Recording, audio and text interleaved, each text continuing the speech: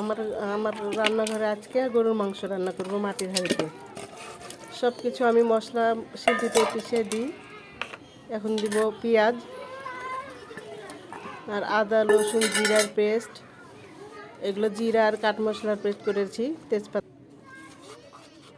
তারপর সব আদা রসুন জিরার পেস্ট দিব। এর ভিতরে হলুদের গুঁড়া, মরিচের গুঁড়া, লবণ সব দিয়ে রেখেছিলাম আমি আগে।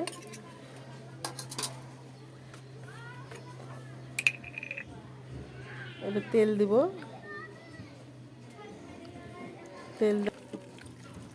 তারপরে 5 মিনিট মাখাবো, ভালো করে মেরিনেট করে নিব।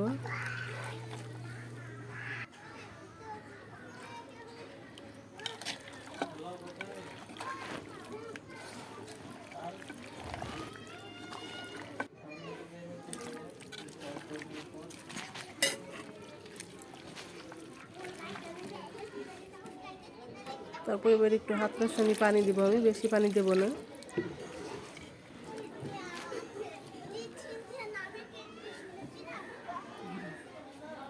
এখন আমি চুলাতে চাপাবো।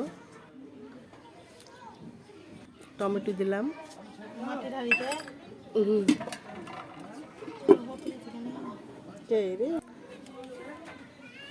আমি চুলোয় চাপিয়ে দিলাম।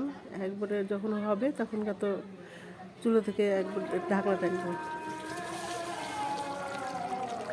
দেখুন আমার মাংসটা খুব সুন্দর কালার এসেছে, সুন্দর গলেছে, কালারটাও সুন্দর এসেছে।